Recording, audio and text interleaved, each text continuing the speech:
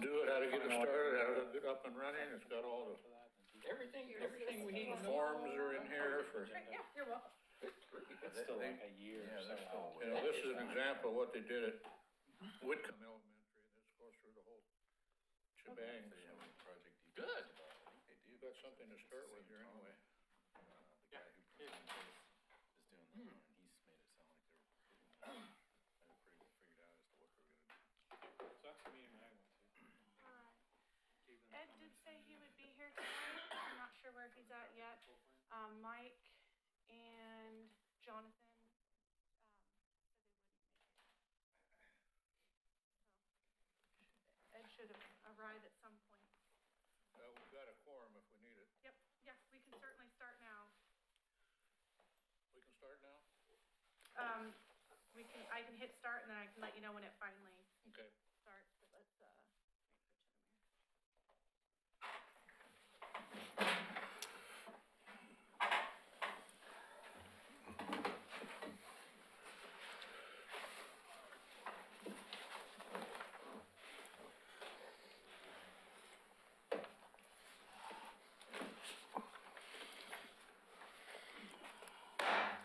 The Transportation Advisory Committee meeting is called to order for Tuesday, April 17th, 2018.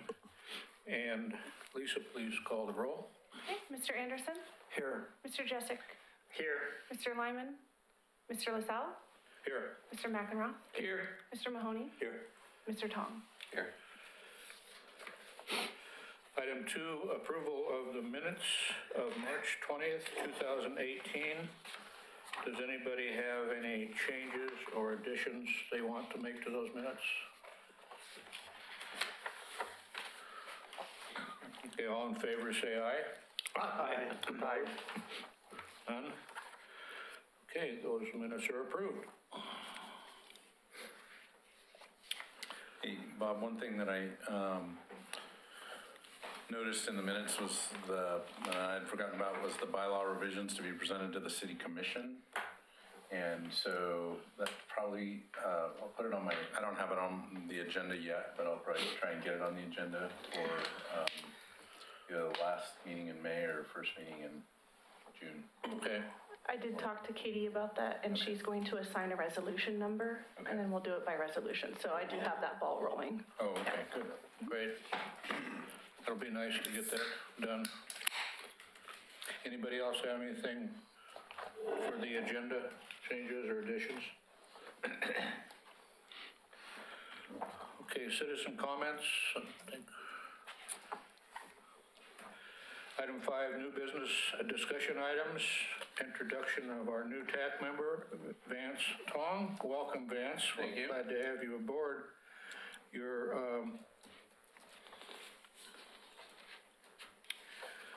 period will be March 21st, or excuse me, 3-year term, January 1st, 2018 to December 31st, 2020.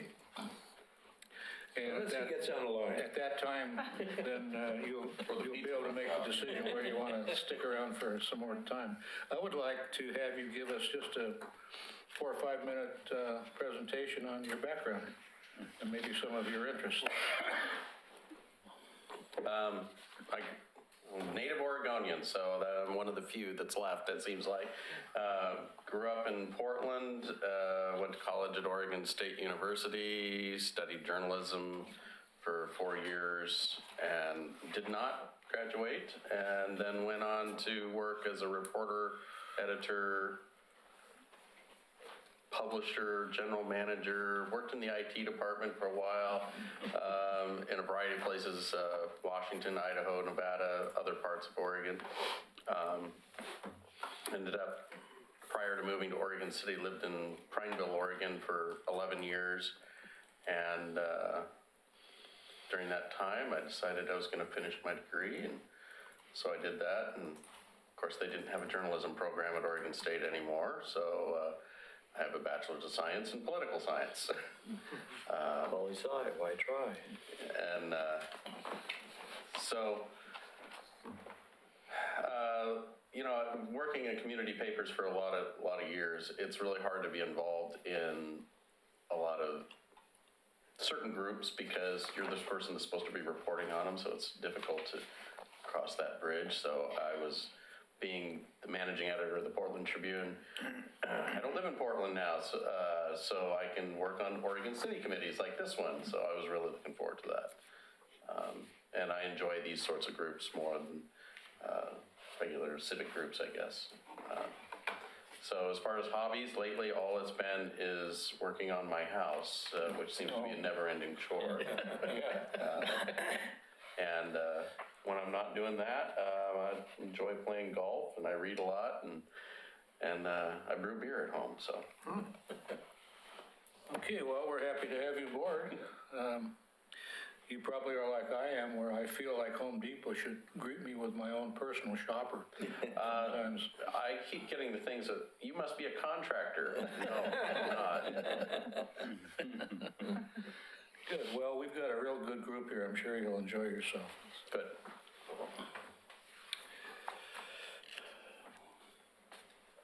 Item 5B, Maple Lane Road Speed Zone Investigation. John?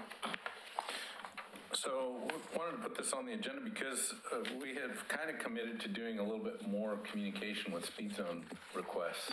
And this one here, I wouldn't say it fell through the cracks, but it was definitely initiated through the county. And the county called me and said, hey, we're doing a speed zone study for all of Maple Lane in the county, and there's a short segment in the city. Do you guys, want us to include that segment in there? And my response was yes, of course we would like to have that done. And not thinking about kind of the commitments that I made to make sure we bring the idea of speed studies back to the Transportation Advisory Committee. And then it was a few months later, and I got another call and said, hey, we got the results. And I was like, oh, I never even took that to the TAC. So I'm bringing it to you now. Unfortunately, it's done. I think it went in the right direction, which is to reduce the speed in the city limits.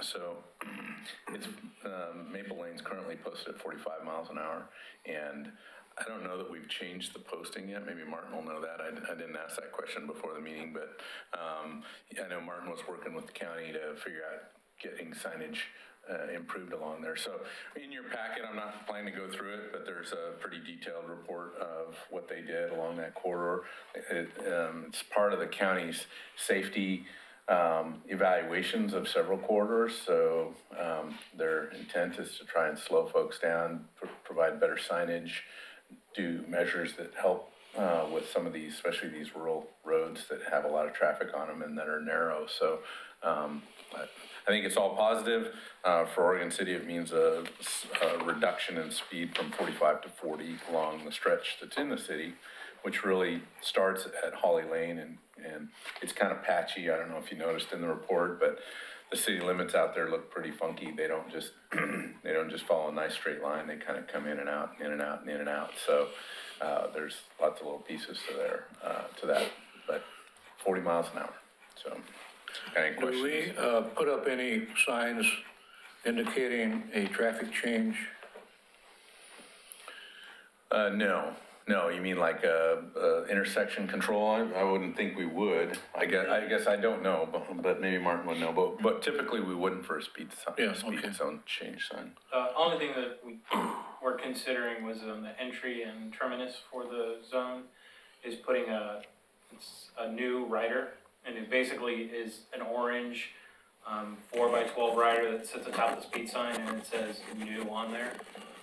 Those are pretty easily mountable. It's not required. We were considering it, and we'd only be responsible for our leg, and we'd have to get concurrency from the county to see if they're willing to do something similar on their end. It's pointless to do it for one. Sure, yeah. We've got many in that corridor. For us, we have one speed sign in that entire corridor. So that's all we have to change out. The rest of it is owned by the county. Do you know if any of those signs have been changed? They haven't yet. We were waiting for this Okay. to be heard before we talked to Matt. And we can get ours changed relatively quickly. I don't know when the county is going to do theirs, but we should do them all at the same time. Thanks. John? That's muted. It's on, it's red. Thank you. Will the results be available on the website? The speed order? Speed order? I'm trying to think where what page we would put that on. We could do it as a news item, I suppose, on The Public Works front page on news the item? front page of the city's. I was just thinking about letting the people see what goes into getting a change done. Yeah. Can you look into that? Sure, yep. Okay.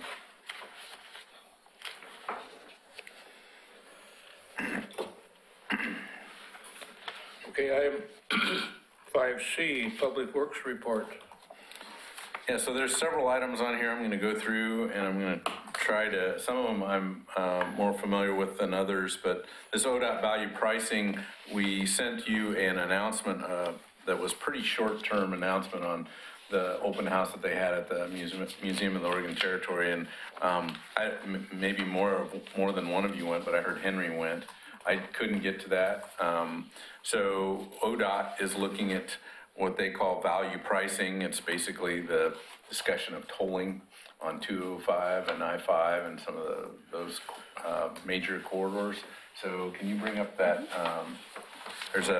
I really just kind of wanted to take you to the website, and I pulled down what information I could from the website just to make sure I understood a little bit about the conversation. It's definitely not a local conversation. This is a regional conversation, maybe even a state conversation, and federal conversation for that matter, because it's regulated. It's a federal regulation that guides value pricing and tolling. But is that going to come up, Yep. Lisa? Just has to warm up. Okay. So, Henry, you brought back some brochures. I don't know if there's the conversation still ongoing, although the local event has happened. I don't think they have another one planned, but there's, I think, 4 of them planned across the metro area.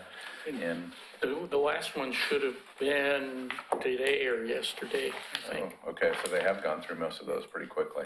But yeah, you go there and it's informal. You walk around and basically they explain the various options. And part of the feel you get is that, one, they're trying to figure out which one would be most acceptable to the public. And 2, and I think they're also trying to figure out if the idea of value congestion pricing is acceptable to the public. And I did have a conversation with their event coordinator, if you will, and she offered to come and put on a brief presentation for us on this subject. Okay. Well, it looks like there's also an opportunity to have an online, participate via online. You don't necessarily have to go to one of their meetings, but I thought maybe we'd just show the video. It's a good little video, and, make sure you knew where I just typed in ODOT and value pricing, and I got right to this page, so it's pretty well vetted page. It's got a lot of information on it, lots of opportunities to communicate with the project team, and a variety of informational videos, so a lot of it's on video, which I thought was great. So. There is one cravat that I think should be said too, it's my understanding that this is legislature-driven and not ODOT-driven. That's correct. It was mandated because of the transportation package that was passed, that they mandated that ODOT review tolling. It does not mandate that they implement tolling. It just means that they have to say, this is what we were thinking about. Essentially, if you make comments, it's good to remember that the Senate, that the legislature told them to do it. Yes. Why don't you go ahead and hit that play button, we'll watch that. And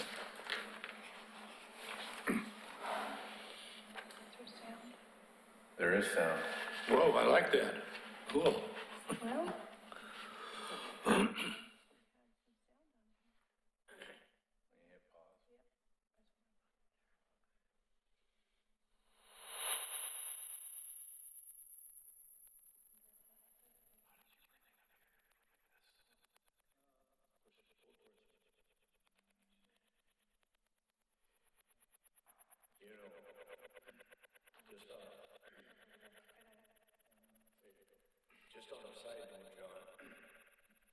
we get Major League Baseball important, it's going to make Eugene or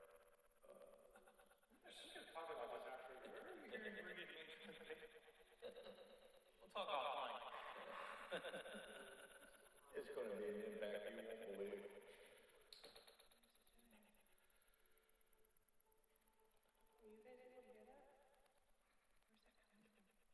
That's coming from just a computer, a little computer. What you could do, we've done before, is put the speaker, put the microphone on. It's a new system, guys. Yeah, it's a new laptop, new system. Okay.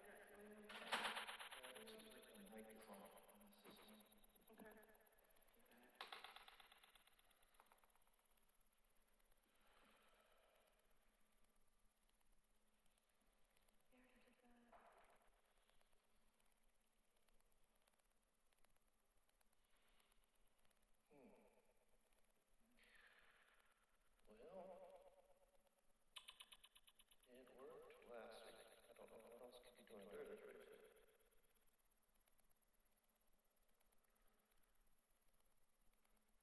got a good relationship. Try it again. I'm trying to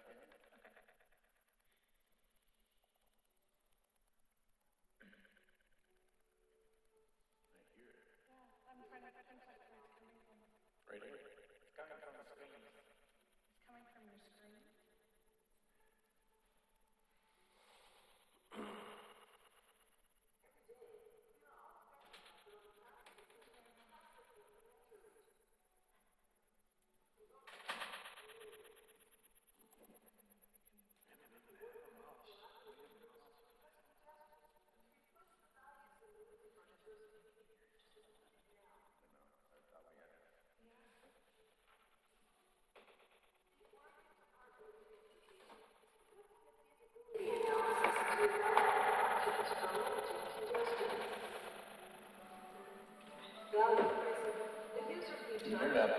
No, you're getting reverb now. Is one tool available to our region that can help manage congestion on Sorry. I-205. Value pricing is already in use across the U.S. Okay. And many more communities around the world are considering the use of value pricing to manage congestion. It's all about choice. When to travel, where to travel, how to travel, or whether to travel. Join the community conversation about congestion and how value pricing can benefit the Portland metro area.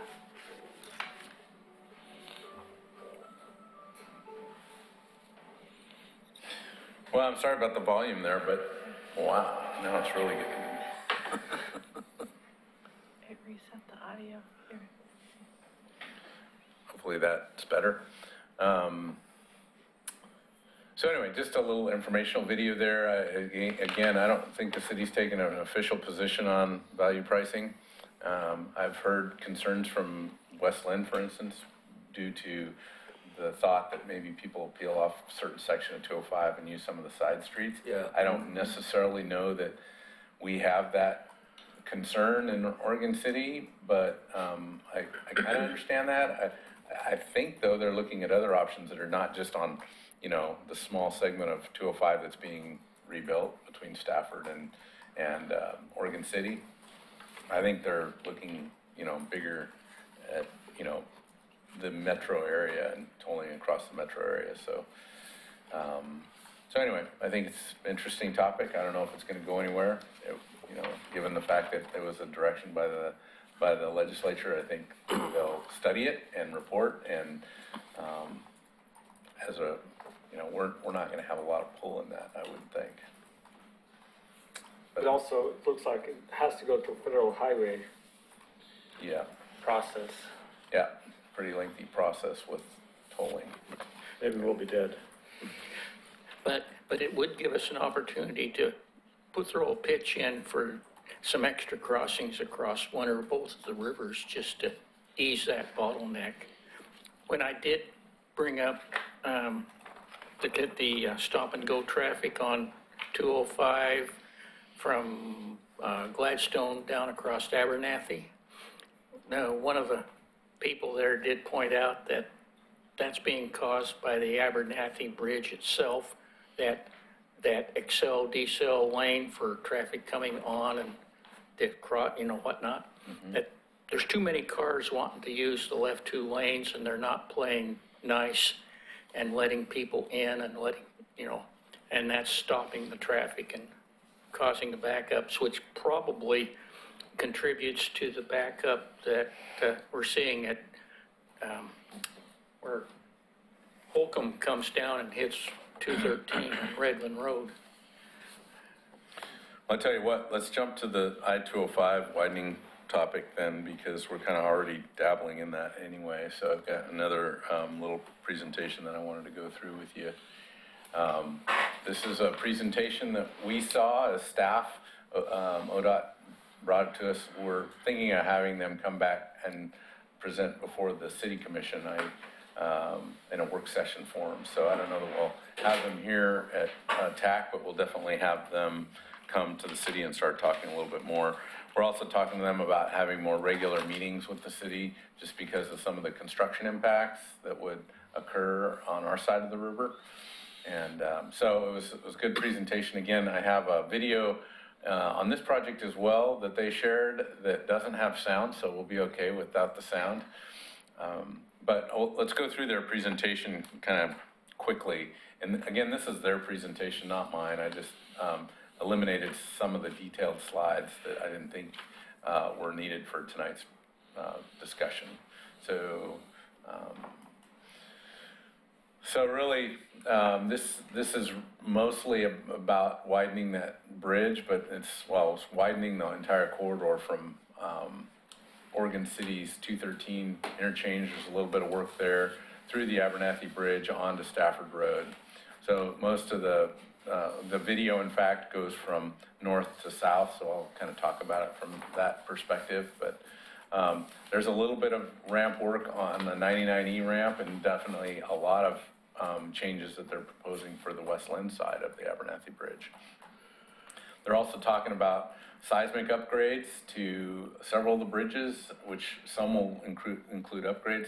A few will include full replacement in that stretch. There's quite a few bridges there that lots of people don't even kind of realize they're going over. But so they're including all of those. And really it's about congestion and relieving some congestion on 205. So there's some statistics there about crashes and the amount of congestion and the cost of that. So the highlighted line in yellow is 205, and it really kind of, there's a little piece of it at that 213. If you're headed northbound on 205 and want to merge onto 213, that ramp there is going to have a little bit of impact, but it's really about creating that extra lane between the 99 interchange and the 213 interchange.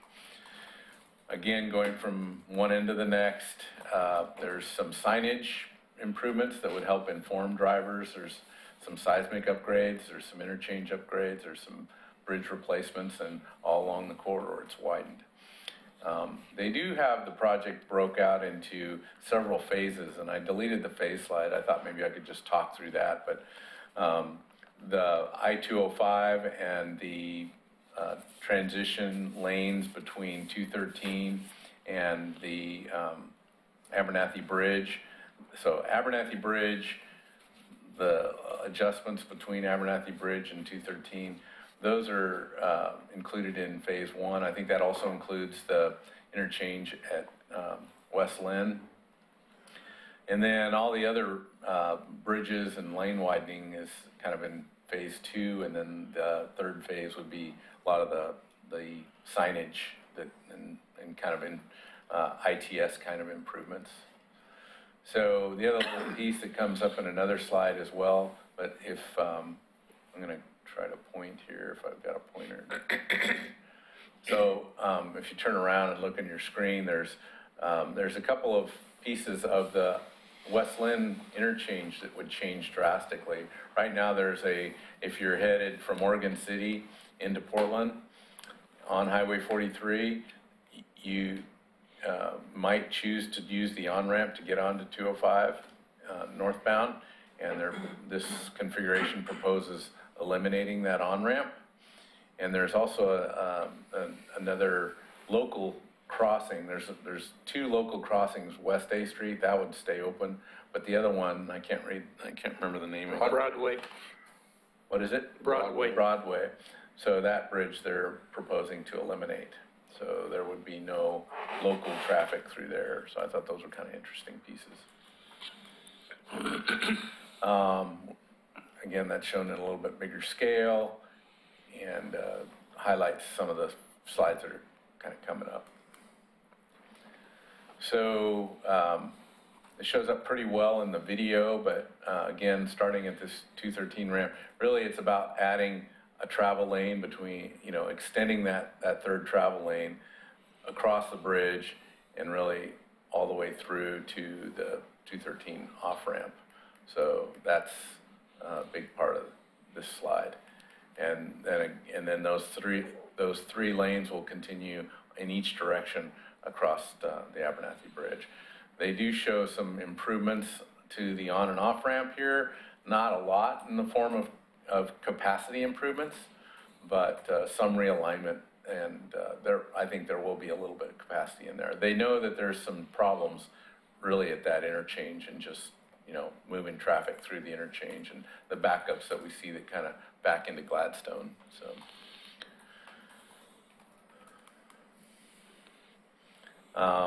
Again, this one's mostly just showing the additional lane on the Abernathy Bridge. One of the interesting pieces I thought was just the bridge supports themselves and some of the geology in the riverbed.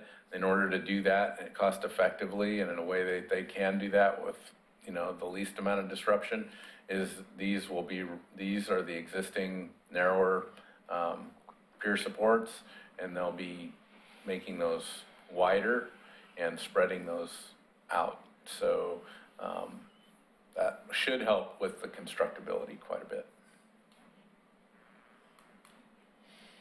This is kind of the biggie. This is the concept that they're working on right now. I'm not sure how set they are with this concept, but it would include, this is on the Westland side of the river. So Highway 43, and then a roundabout there that would incorporate both the on and off ramp. And one of the points that was made that seems like a real one is we do see backups sometimes because of the problems that are happening at Main Street and Highway 43 as you cross over the Oregon City Westland Bridge. There's times at which we see backups that really kind of progress further north, kind of up into the Westland area on the, I guess it would be the north side of 205. So roundabouts don't usually work very well when you got full congestion like that. So, putting some thought into that, I think they heard something in our meeting, I think, that kind of opened their eyes to that. I remember Martin bringing that up. He uses it a lot more than I do at peak hour. But I have seen it backed up like that. Sounds like that happens quite often. But it's also got a lot of grade in this area. So roundabouts on a slope are a challenge. So, they're either going to have to find a way to handle that with, the roundabout grading or, build some retaining walls. I don't quite know how they have that figured out. It looks like they're proposing some sort of retaining wall. Or, Yeah. They would have to. They're pushing into that bank. You mean down on the side here? Yeah. Yeah, they definitely have to do it down here. Head trail. So the southbound traffic on 43, that's going to continue over the Arch Bridge, that looks like a real bump. That would mean you'd either make the choice to get on the freeway there, or you'd come around and through. That looks Which would be typical for a roundabout, right? If right. you're going through it. I don't know if roundabout doesn't seem like it's the right solution there. It's a tough solution right there. That's not an easy intersection to have to manage. So again, I don't know if this is, this seemed very much concept level design. They definitely hadn't settled on this at all, and haven't heard the community feedback on the Westland side. But I think it's a viable option. It's just whether it's the only option or not. It's the only one they shared with us, though. At the meeting, they were talking about it being about 18 months out from contract. So. They this are is- moving on a pretty tight timeline, that's Yeah. the other thing that I noticed, so. That's just contract for design though. They were talking 5 years for construction and opening in 2025. We have a timeline slide too, so I'll go through that. Can we fire up that video? Again, there's no sound in this video, and we may have to slow it down, so let me drive that once you get it going. Maybe we can all hum. Hold them on Zuma?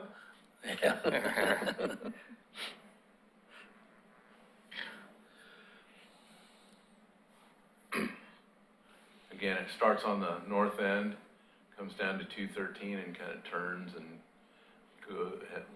starts looking south. So we're looking southbound, passing by the cove on your right. So again, it's kind of hard to tell, but they've really enhanced the shoulder striping.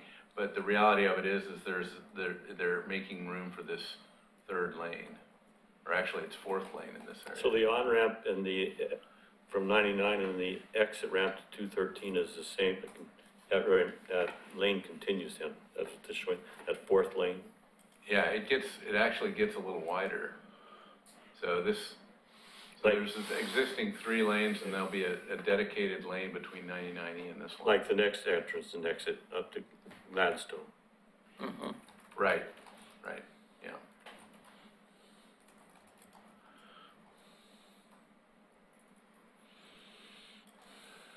Again, this bridge would be updated for seismic, with regard to seismic concerns. A lot of people forget about that bridge, but there's a bridge there. This is the phase 1 of the cove under construction here.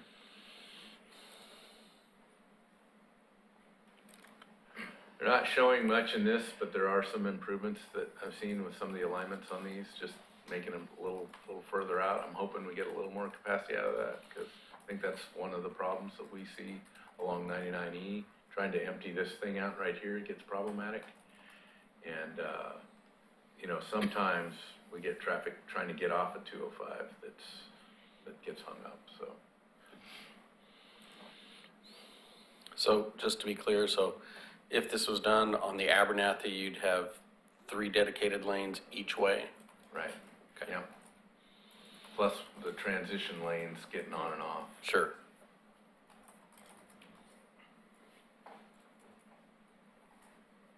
Yeah.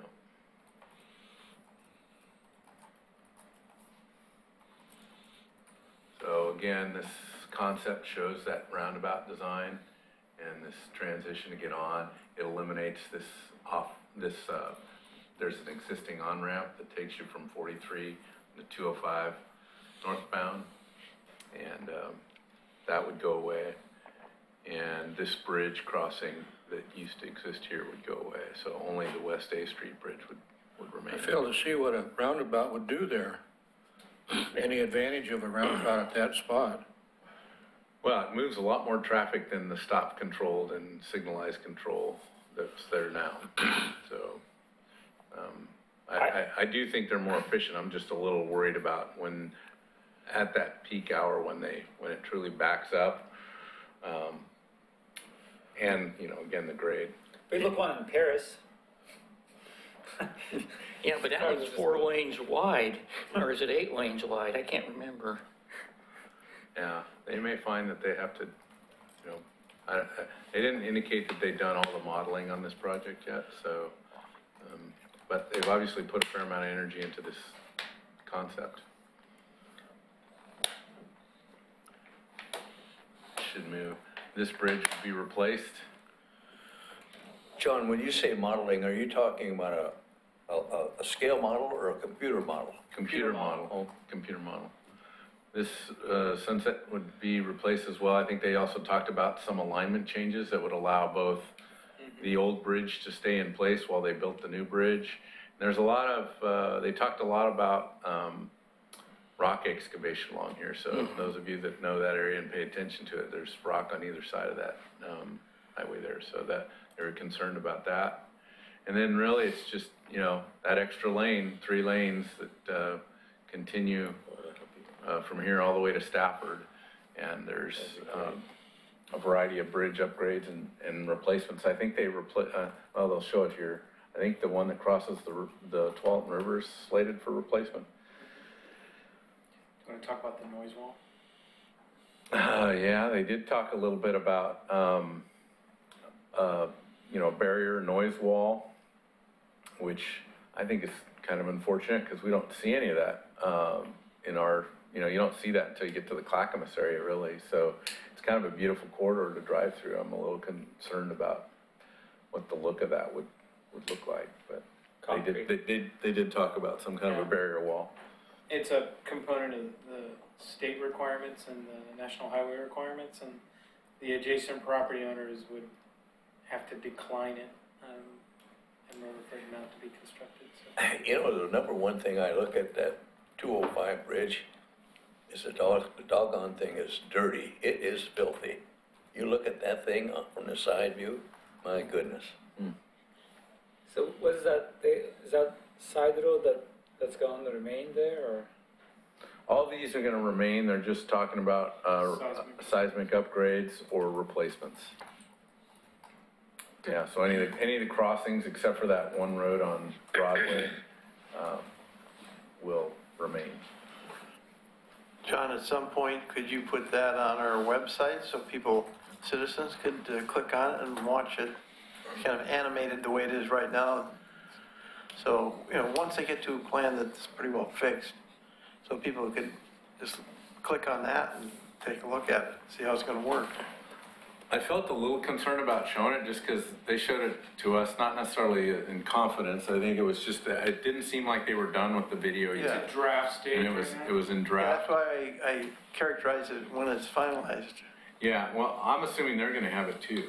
ODOT would have it, so we could provide a link. Yeah, that would be fine, Yeah. I don't know if you noticed that the Oregon City Westland Bridge is sunken in the video. So that's one of the things they're going to fix, and then they still have some Can you actual design. speak a little louder? I can't hear. Sinking?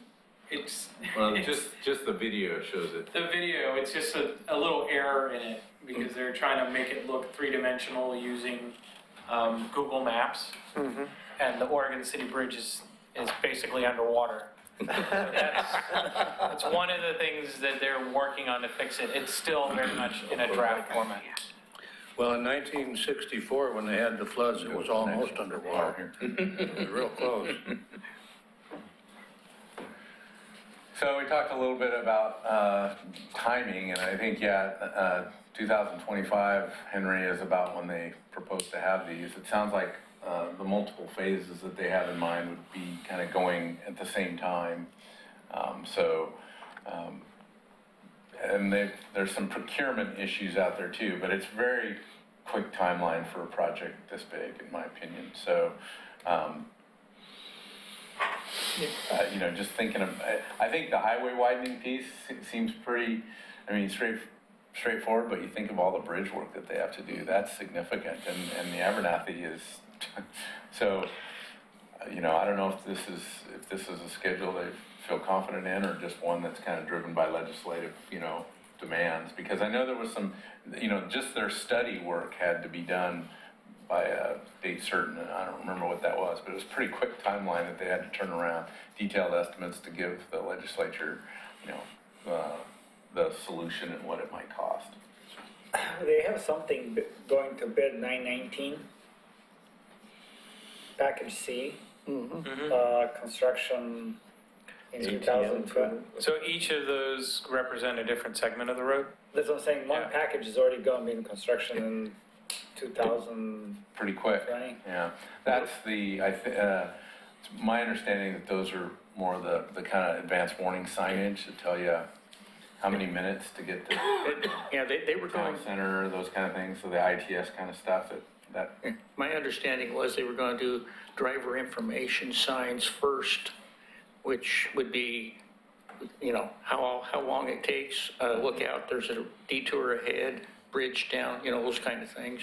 That'll slow the traffic down. Yeah, it will. Already. I want to find by, right. Any more questions before we move on to the next topic? Well, thanks for that. That's very interesting. Okay, good. Let's see, I think, Lisa, the next item would be the, Here's the website. I'll go through the 20-mile-per-hour speed limit guidelines. We had a fair amount of discussion about this last time, and I thought, I didn't have a lot of time to put together, a dazzling slideshow, but these are kind of working documents that, for the most part, Dana's been working through in the engineering group. So I thought just share page 1 of the draft ordinance, which really kind of talks about the ORS that's driving the potential that the city could establish 20-mile-per-hour zones. Vance, you might be a little more familiar with what Portland's doing, but we're talking about taking this in a little bit more manageable process so that we can, we don't get inundated with, the effort involved in trying to put up signs citywide and do the work that kind of needs to happen to slow that, needs to happen before that, we can officially feel good about having 20-mile-per-hour signs.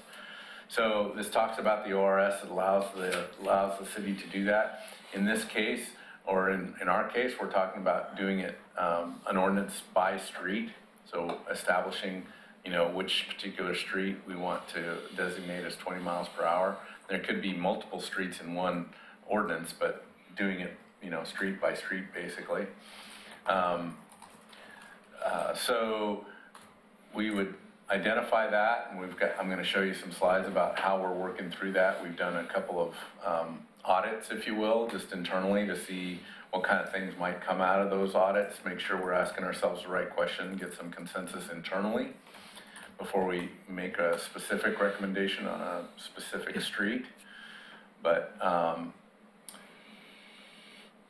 this kind of lists out some of the language. There's also some specific designations in terms of the average speed. So if the average speed is too high in the current capacity of the street, we aren't allowed to necessarily post it lower. But most of the streets that we're talking about have, I think it's this bullet right here, it has been determined that these streets have an average volume of fewer than 2,000 motor vehicles per day. That's a legislative requirement, of which more than 85% travel less than 30 miles per hour. So if we had a higher speed street, we wouldn't necessarily be able to designate them at 20 miles per hour. And if there was a higher number of vehicles on that street, we couldn't designate them a 20 mile per hour street. So as you know, we've talked a lot about these family-friendly streets that are designated in our transportation system plan as being the kinds of streets that we would target as 20 mile per hour streets, and that kind of helps us a little bit on workload and work effort and doing this kind of in a planned way.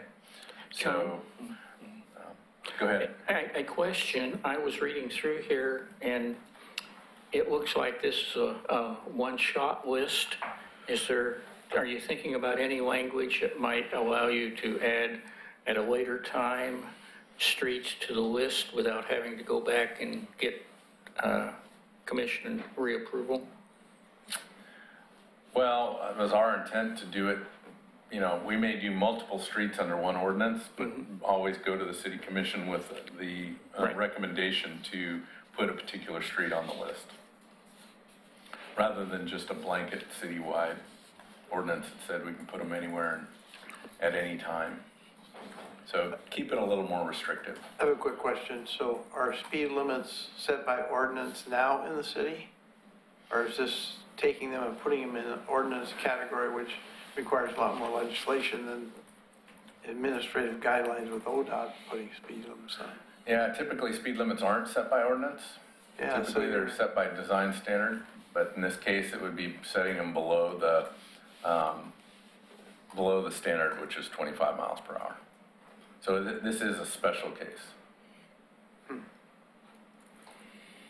You see that as problematic or? So it's an a good exception thing? to the design standards. It's an exception to the design standard. That's why you're going to the ordinance. Right. Yeah. Then the question of how much elasticity there is in terms of what gets listed when you pass the ordinance, you have to have 100% of what you want listed, or can you phase it over? We can pass multiple ordinances. So Yeah, we could say we want to do these 10 streets this year and 10 more next year, 10 more, you know, well, the new ordinance. every time. But you have to list, I guess, you have an exhibit that lists the streets you're So- doing.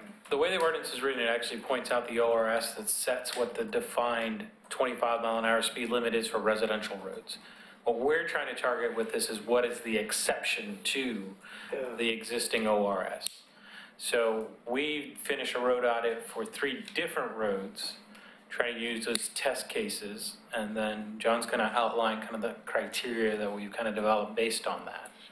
But the intent was come at these with a plan where each year we'll do a review, see if there's some sections that we want to add, and then we'd update or revise the existing ordinance.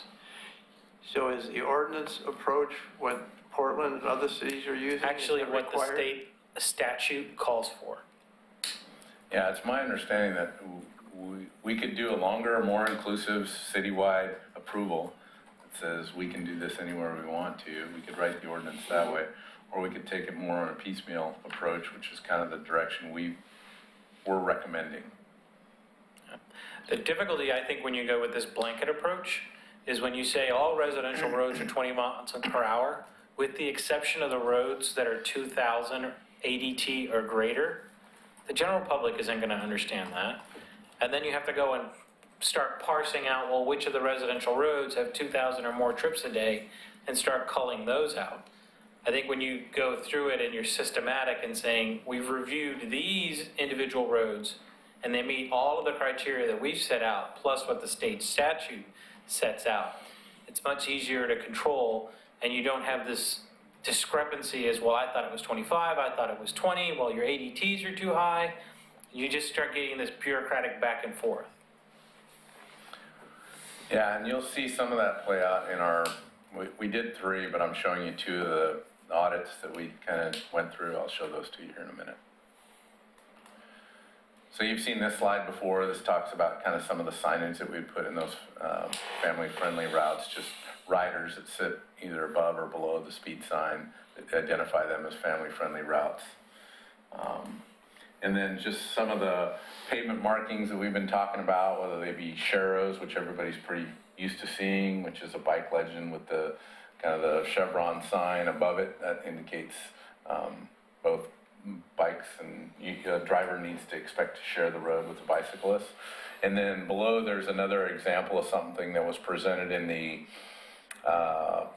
what was that? The Kenema Pedestrian trail. Willamette, yeah, it was a pedestrian trail between Promenade and Kenema neighborhood.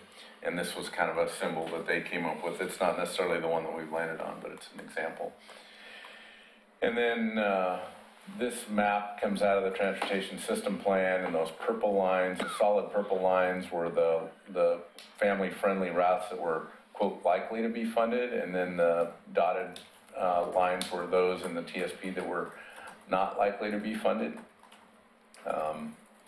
But we've, as you know, we've updated our transportation system plan and our SDCs recently, so we're feeling a lot more like we're in the capacity to be able to fund some of these projects. So we are kind of right now focused on the family-friendly streets. That's still our intent, rather than trying to look at just any street that comes to the table. We're also I guess the other piece to this is one of the problems we're finding is we don't have traffic count data on all these streets. We get traffic count data every 3 years. A lot of these family-friendly routes don't have enough traffic on them to really have warranted, traffic counts. So we may find ourselves having to go out and get more traffic data. Pretty small map here, but we looked at Woodlawn. So again, Woodlawn is the street connector. It really connects Barker and Warner Parrott. It's a straight through street. It's got really good sight. You can, see almost from one end to the other. And these are some of the things, this was what we used, and there was 4 of us, Martin and Matt and Dana and I, we hopped in a rig and went out and kind of looked at these sites. And Dana was able to pull down a lot of other, like the ADT that we had, and if we had a traffic count, what the 85th percentile speed was in this corridor. This is one that at the end of the day, we kind of came to the conclusion, man, the traffic counts aren't that high. Doesn't, there's not a lot of pedestrian activity there. There might be some safety improvements we could do along there, but really probably doesn't lend itself well to go into the effort of trying to make it, slower than what it's currently marked. And we don't, I guess the other point is we don't have a lot of clamoring from the neighborhood on the street, but it's a family-friendly route. So I think we should be able to make those kind of judgment calls and get, maybe your recommendations as well before we actually, designate it as something that we should post as 20 miles per hour. So just for my benefit, what precipitated this whole looking at lowering the speed limits to 20? Was it, neighborhoods complaining about traffic or? What you'll find in this group is that's, if we get anybody in the audience, that's the one thing that we typically hear a fair amount about is neighborhood speeding. Mm-hmm. Sometimes it's on roadways that would never qualify for the 20 mile per hour speed limits. That combined with the fact that Portland made such an aggressive move and reduced all its streets, all its neighborhood streets to 20 miles per hour, that's been, I think there's been some desire to see that happen. And I think other agencies are looking at it as well. I'm skeptical about the data that shows whether that works or not. Yeah, signage, I guess it depends on the measures that you can implement on whether that's effective or not. So we went through and we looked at just the different elements of the corridor. We looked at, Dana looked at whether or not there was, did we have pavement condition information on it? Are we planning any new, paving projects in the near future? Does it have sidewalks? Are there trip hazards? Where are the points of interest? Is there parks or schools around the area? A lot of the family-friendly designations, I think we're all about trying to connect neighborhoods through those boulevards that actually cut through, as opposed to dead-end streets that don't necessarily get you anywhere. So, street lighting, on this particular one, I think she indicated there's 6 street lights on there. If nothing else, we probably ought to look at more street lighting along there just to make that a little more safe in the evenings in particular. There's good sight distance. How many speed limit signs do we have now? Is it signed appropriately? Things like sidewalk conditions, Woodlawn doesn't have sidewalks, but the next street we're going to look at does, and so we didn't get out and walk those, but it's our intent to have someone get out and walk and start looking for trip hazards, those kind of things. Is there any drainage issues? Is there any, what's the master plan say about what we should do to this boulevard? So anyway, on this one, the bottom line was Woodlawn. We went through it, we looked at it.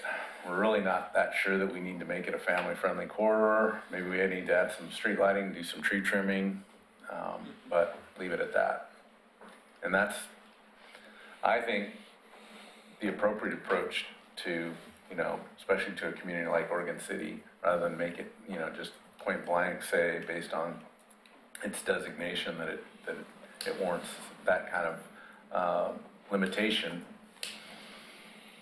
Don't do anything with it. It's not broke. It's not broke, why fix it? So a lot of these routes, especially when you take a look at that larger map for the family-friendly routes, what I believe, and kind of correlates with one of the other plans, is connecting pedestrian pathways from community parks to community parks.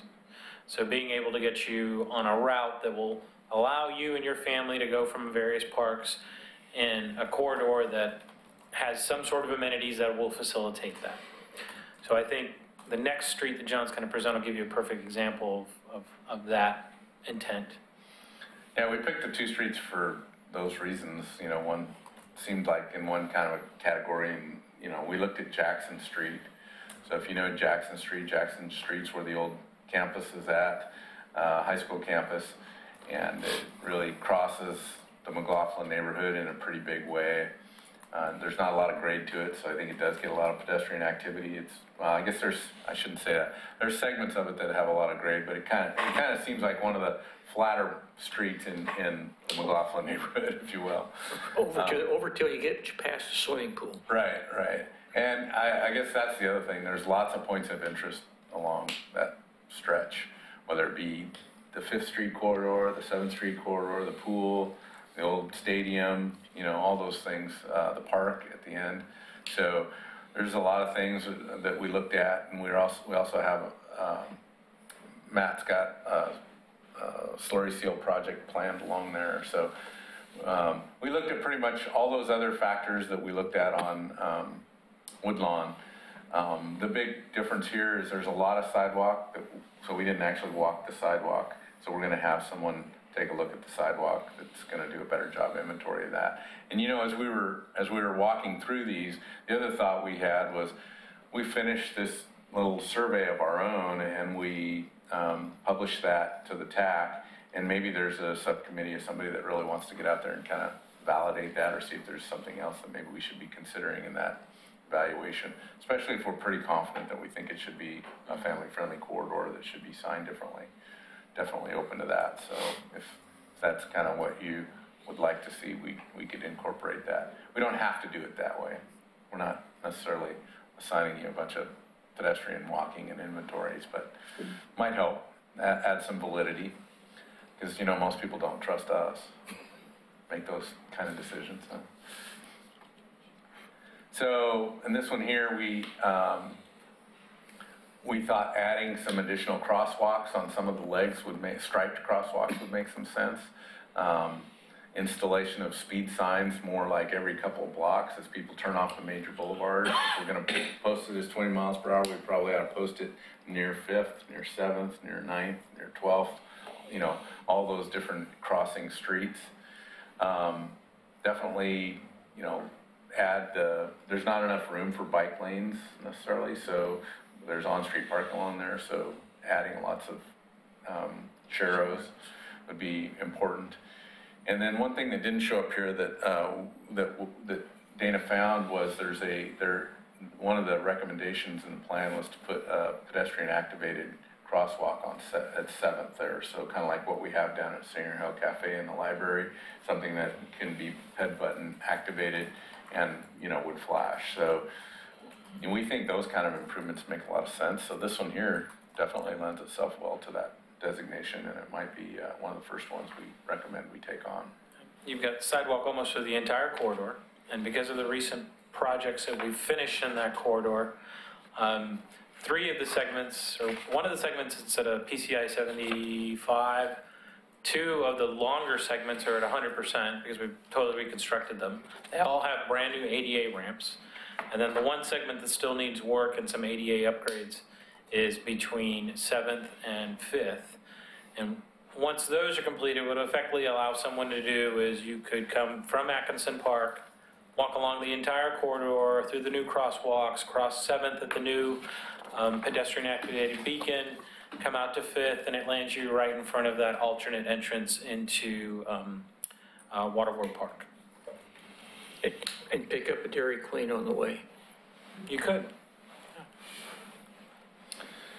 So anyway, that's the direction that we're going with this. And then last meeting, there was a lot of unknowns. We're still kind of just working through it and just trying to give you the updates on that. But it's our intent to eventually get this program in front of the city commission and make sure we've got a real need. If we had a bunch of family-friendly streets that kind of played out like Woodlawn did, I don't, like you said, if it's not that broken, why try to throw a bunch of money at it? So. Staff looking for a motion to support this concept and taking it forward as our advisory group? Oh, I'm always open to that, yeah. We don't really have the written program out yet. We wanted to do this exercise first. We're still planning to bring back to you kind of a policy, so maybe we wait till that happens. Okay. If I could at least get a head nod that you think it's headed in the right direction, we yeah. kind of know what we're doing. It's looking good. Okay, good. John, can you answer me a question? I drive in the Multnomah area occasionally to have coffee with my son who lives over in that area, and I see a lot of these orange signs, 20s fast enough or something like that. Is that initiated by the citizens, or is that a city-sponsored type thing for Portland? That's the city of Portland and their net zero campaign, which is really designed to make for safer neighborhoods. So that's part of that 20 mile per hour. And they're putting these signs on their property. Yeah, they're more like the for sale signs or garage sale signs, right? They've got the little metal frame that with the plastic sign that sticks in the lawn. Yeah, they're everywhere. I was over there over the weekend. You know, that has an impact. Yeah, it really does. And sometimes the bad guy is the guy that lives in the neighborhood. It's not, you know, somebody outside the neighborhood passing through that is driving erratically. And yeah, it's as much about a campaign as it is about signage. They have a, City of Portland it's a real campaign. Yeah. I mean, they've got signs on buses talking about Vision Zero. well, you know, that's really what it's going to take, is everybody gets behind the program and buys into it, you know. Yeah. So. Well, I'd still like to see our little Drive Safe Oregon City campaign kind of, you know, married up with this program as well. So maybe we produce some of those similar kind of signs with our own, you know, with the campaign that we came up with last year. Or, has it been 2 years now? 2 years. Okay, if we're done with that, we'll go to just a quick alternate mobility. Can you pull up the alternate mobility one? Put this in. I can't remember, were you proposing to complete any missing sidewalk links then on Jackson? My recollect is we don't have any missing sidewalk links, but we would have repairs, I'm sure. Okay. And the repairs, because, you know, our policy is the sidewalk repairs are the adjacent property owner's responsibility. It'd be more of a notification that we were kind of making improvements to the corridor, and the expectation would they do the same to their sidewalk, and if there's a trip hazard or a problem with it. But I don't know of any sidewalk gaps along that corridor. That's good, I mean, it helps the. There's no gaps, there are some ADA ramp improvements that need to be completed between 7th and 5th. Which we would do. You guys have already blessed the alternate mobility targets. Just wanted to let you know that's in front of the City Commission tomorrow. So if you're a supporter of that, and I think we got consensus that you were through the motion that you made, just be good to have some folks in the audience on there, because I'm sure there's a fair amount of folks that aren't excited about the alternate mobility targets. So feel free to show up for that meeting. Vance, mostly for your benefit, alternate mobility targets are really just kind of changing the way in which maybe not how we measure it, but the amount of congestion we allow, right? ODOT sets an allowable, the state sets an allowable amount of congestion, and in this case, we looked pretty hard at a couple of intersections to determine whether or not they could meet that standard, and in the long run they can't, so we're looking to adjust that and get approval through the state to adjust that standard to allow for more congestions. And so that's changing the standard. And the state doesn't do that very often. In fact, we're one of the first. They are looking at a regional solution to this because we're not the only one with congestion problems. But the focus has been on 213. This intersection shows Redland Road, but the main focus has been on Beaver Creek Road and Beaver Creek and 213. This one was identified as well because of some of the development associated with, or future development associated with Park Place neighborhood, which is just kind of east of this slide here. So we included Redland Road in the study, but we ended up eliminating it because through discussions with ODOT, they felt like there was enough regional transportation planning associated with this project here, which would add a third lane through that intersection, that even though it wasn't exactly clear how that would get paid for, it was on a regional transportation plan as a likely to, or as a strategic project, which means they think it'll get funded, they just don't know how or when. So since it was on that list, they said it's not a project that you need to ask the Oregon Transportation Commission for a new standard for congestion on. So that's that Redland Road project. The reason why it's kind of a hot topic is because the community that lives out on Holcomb Boulevard really is concerned about that not being in the study. I guess the good news is it's still a listed project, as opposed to what we have on the Beaver Creek Road end, which is, there's a project there, but it's not the project that a lot of people think is needed, which is more of a grade separated interchange. So we're going to continue to pursue funding for this. You know, we got to find the right grant package that would make sense for us to apply and be competitive with, but we're going to continue to pursue a Redland Road fix.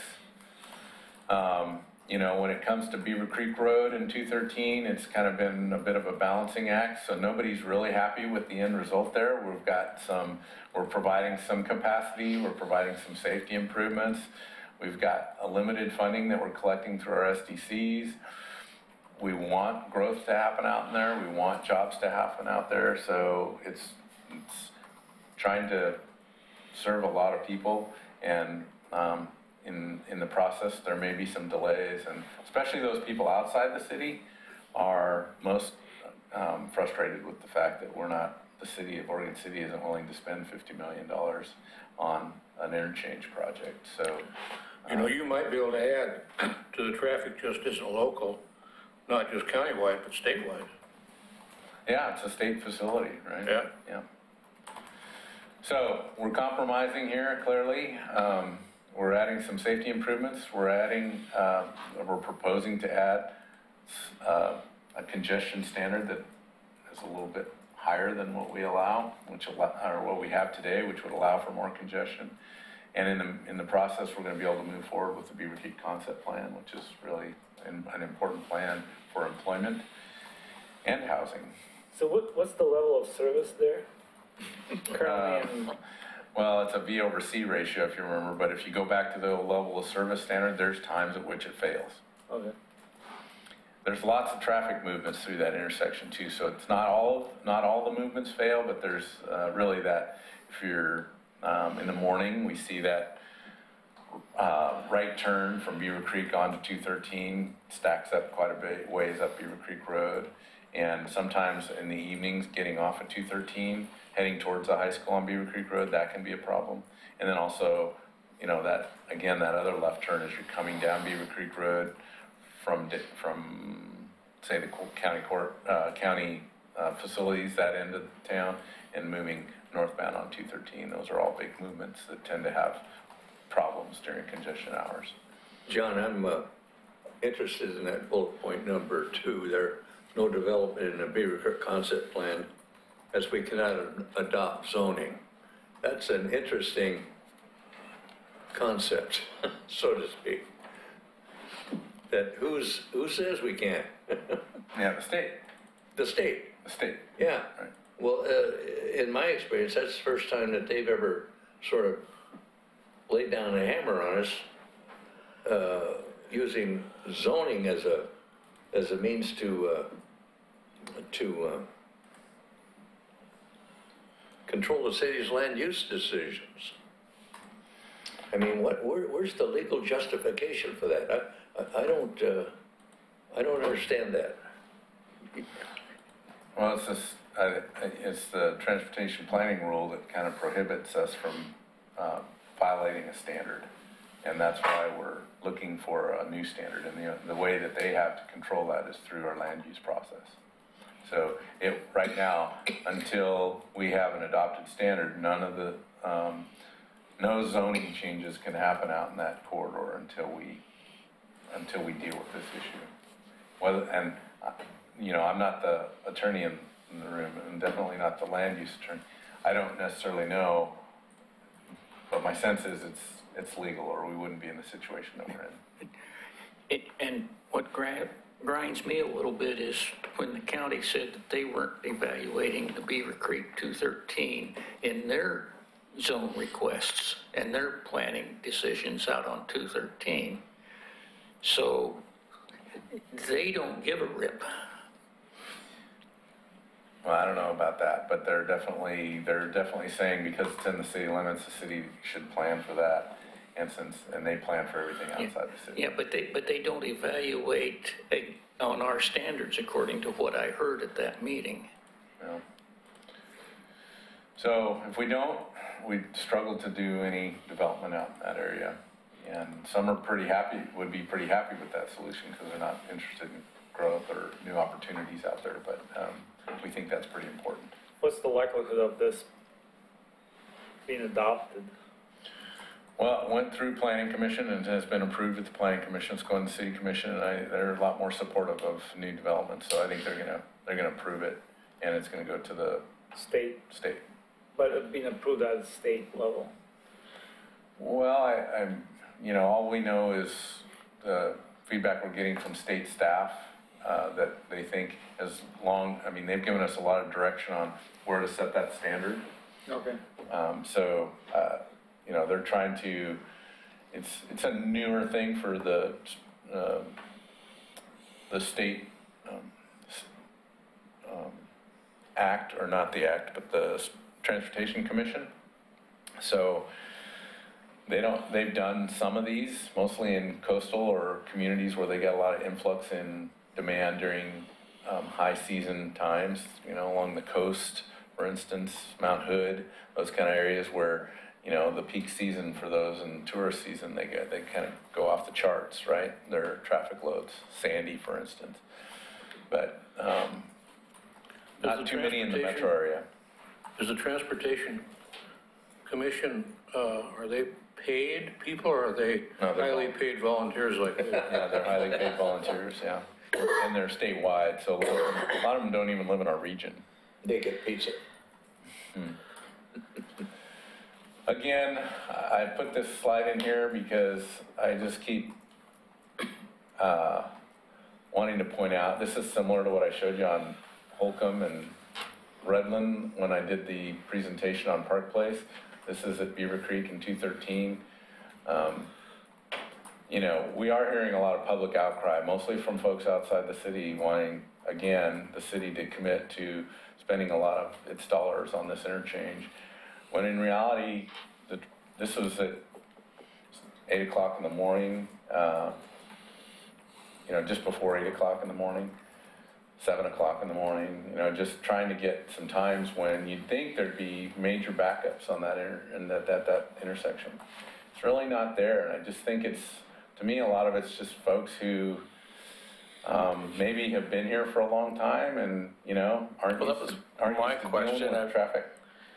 I mean, I'm compared to all of you, I'm pretty new to the area, and I've heard this nonstop since I moved here, and even people I work with say, "Oh gosh, you've got to go through that interchange," and I keep waiting for the traffic to be bad, to be honest. So, I guess I'm not there seeing as the problem that people say it is yet. And I drove, I have sometimes meeting at the Clackamas County, and I go down to 213 and head out to where I live, and there's those dual lanes. You're there typically. I don't think you have to wait one light maybe. Yeah. Occasionally you may have to wait two, but. This study looks at build out, so, if the Beaver Creek concept plan were to develop, congestion's gonna be higher, but it's not, and I think with the improvements that we're proposing, it's a responsible use of public funds to do the kind of things that we're talking about. To spend $50 million at this interchange when the needs for transportation across the region are so much higher, I understand the state's position on this. I do. So, with regard to the zoning change that we can't make until we get the intersection improved, it seems like you're getting a lot of, you're stopping the growth there because you don't want more congestion. but you're allowing growth in the cities south of town, suburban growth, if you want to call that, to keep feeding in to the system. So you take one little spot and say, okay, we'll block development there, but development's occurring all over, feeding the system. It's inconsistent, it seems, ironic. I would agree with that, yeah. Just for grins, I mean, what would, if money were no object, what would be the solution here? Well, that was part of the study as well. We looked at several options, and there was a variety of grade separated options that were very, very expensive, over 50 million. Because of that location, you're right at the edge of Newell Canyon. There's a lot of slide potential. There's not much room to grow, if you will, with new lanes. You know, it's not like the 205 corridor where you can smack in another lane. This one's much more challenging because of the development on the other corner and the canyon on the opposing corner. So, yeah, we looked at that. There was a solution that's not even been done in Oregon called indirect lefts. The Kittleson and Associates was the consultant who helped us through this. That's very interesting, the indirect left. Yeah, the indirect left was kind of an interesting solution, which kind of, I won't try to explain it, but it's in the study. So yeah, we looked at several other options. They implemented it at the A&A casino up in Washington. If you're interested, you can just bring it up in Google Maps. Oh, it's kind of like we're at 99E. Again, our recommendations haven't changed from what what you folks supported before. I won't go through those. The Planning Commission has brought forth some language that I wanted to share with you because, again, I feel like we kind of need your support. They have suggested that, you know, we do traffic counts every 3 years. We pay a contractor to come in, lay the tubes across, do the counting, we get speed out of that. The Planning Commission has added a recommendation to the City Commission to, at Redland and Holcomb, I think the main concern is Holcomb. They want us to do traffic counts there annually. And, you know, internally we're asking ourselves, that doesn't really tell us very much. It doesn't tell us what we would want to know. And we think that the information that we get every 3 years gives us some trends. We get information from any development that is near that area. They have to do a traffic analysis on that intersection.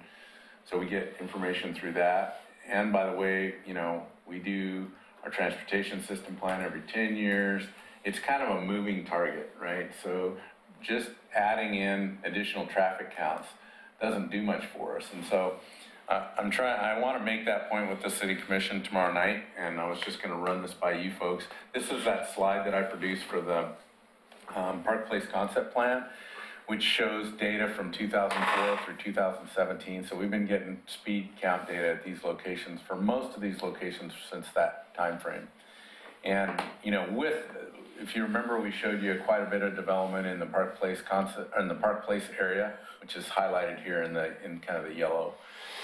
And, you know, so we're collecting that data. We have a good baseline. Collecting it annually, even looking at the numbers every 3 years, they kind of bounce around. You know, I don't necessarily know why. It could be a construction delay, or who knows why people do what they do. But for the most part, we're seeing some volume increases. So any number that's in red is an increase. In some cases, we're seeing volumes go down over time and speeds go down. So I guess to me, I think it's good to watch. My plan is to recommend to the City Commission that we don't spend a lot more money on additional traffic counts. We're getting good data and we're getting it every 3 years. If we need more than that, then we can look further at the traffic studies that the development community has to produce. Do you think maybe the Planning Commission was looking at the number of developments that are coming in to that area? I mean, it's huge numbers of houses projected to be built. Big numbers. I think they're asking good questions about that development. I'm not saying that that's not a concern. I'm just not sure that traffic counts every year does much for us. Just to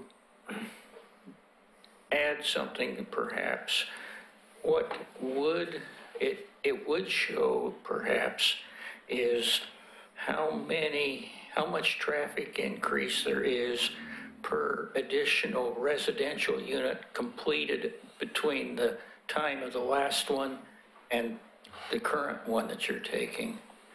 That is to say, it'd be a check on the trip counts that the traffic engineers have to provide. But Henry, I think they have application one, right? And they say, okay, we're gonna go do a 25 lot subdivision. They do that study.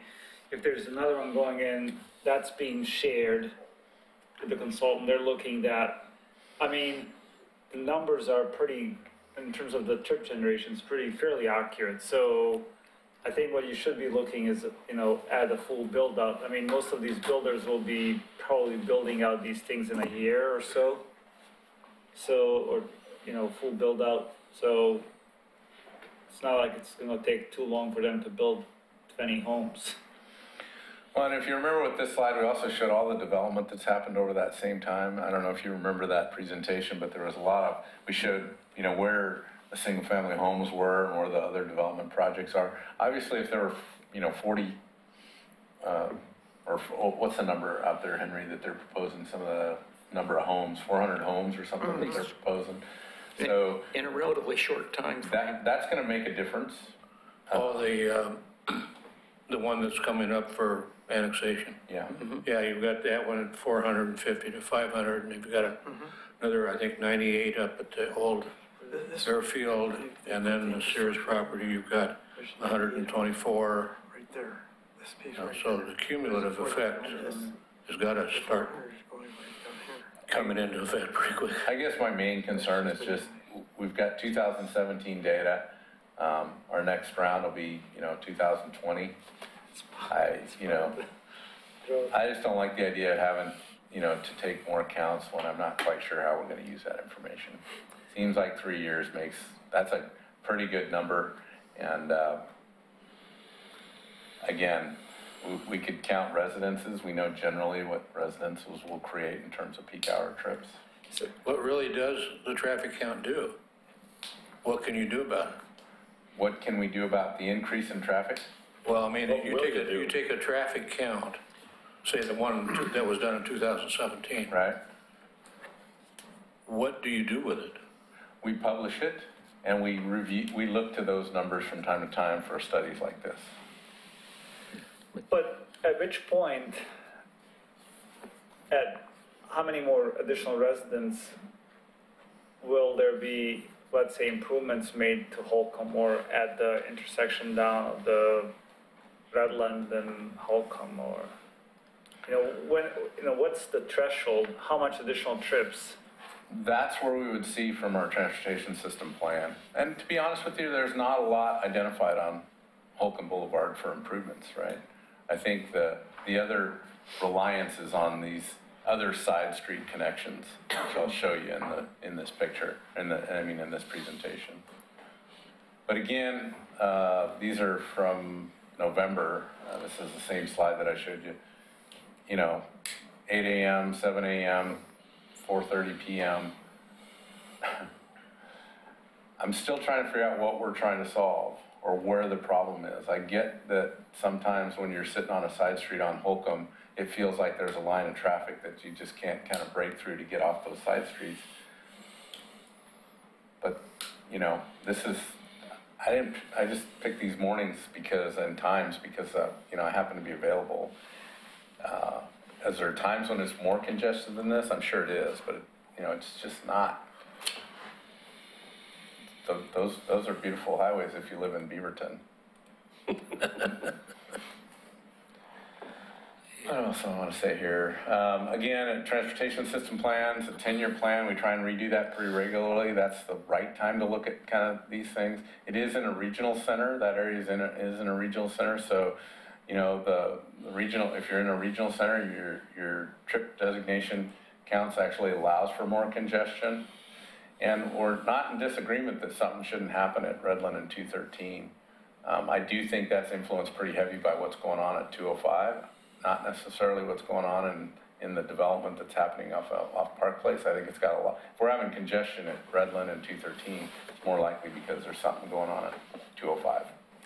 Yeah, if there's something in the morning on 205, I mean, it backs up clear past Redland. Yeah, it really can be, that can be a problem for us, so. What else? Oh, the other thing that they asked, and the planning commission is asking, is that we eliminate the transportation system plan projects for Holly Lane. That's a pretty big ask, in my opinion. There's several improvements while they're, pretty far out, which means in our planning horizon, there's no certainty about funding them. There's quite a few improvements that are planned. So this slide here is out of the Park Place concept plan. I'm pointing, my highlighter here is pointing at Redland Road. So Holcomb is up off the screen up here. That would be the intersection of the new Redland Holly Lane.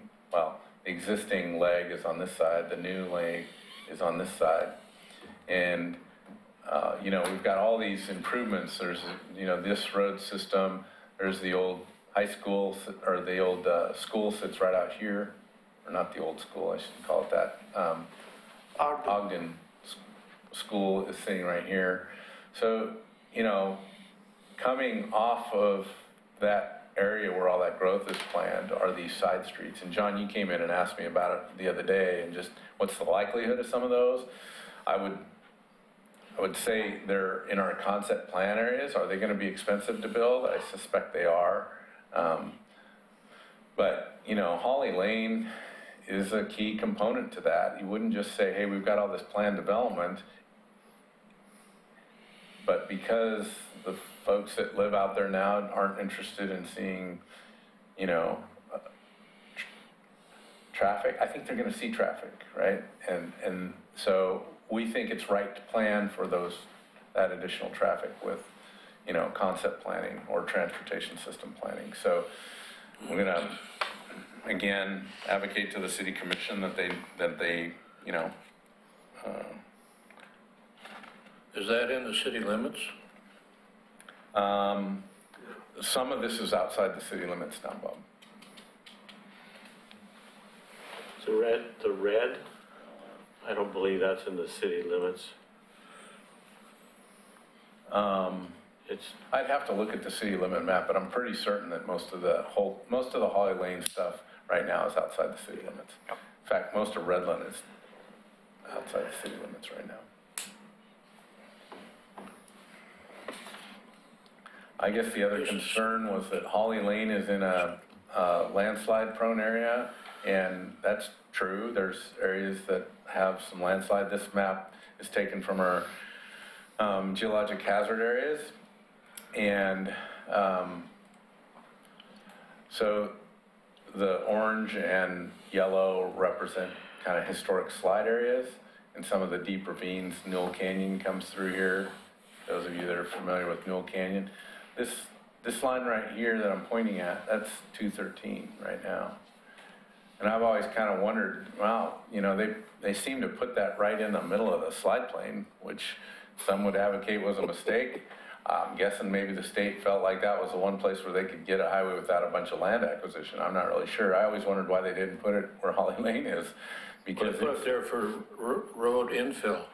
Say that again? They put it there for road infill. Road infill, When the yeah. slides come into 213, it just gives it more height. I don't know. But Holly Lane is sitting up here. There's places where it's more likely to see slide activity, and anything we would do up there in terms of widening would be have to consider that. But I guess I just don't see that as a limiting factor. It's a concern, it's a design consideration, but it's not necessarily a limiting factor for why we shouldn't plan for a better Holly Lane.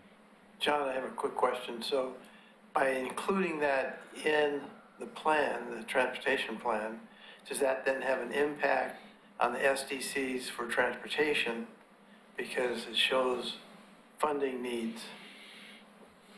Right. I don't remember the dollar amount for those projects, but the intent is if it's in the transportation system plan, there's a factor in there that's figured in for collection of SDCs, and our SDCs would, be impacted So by that.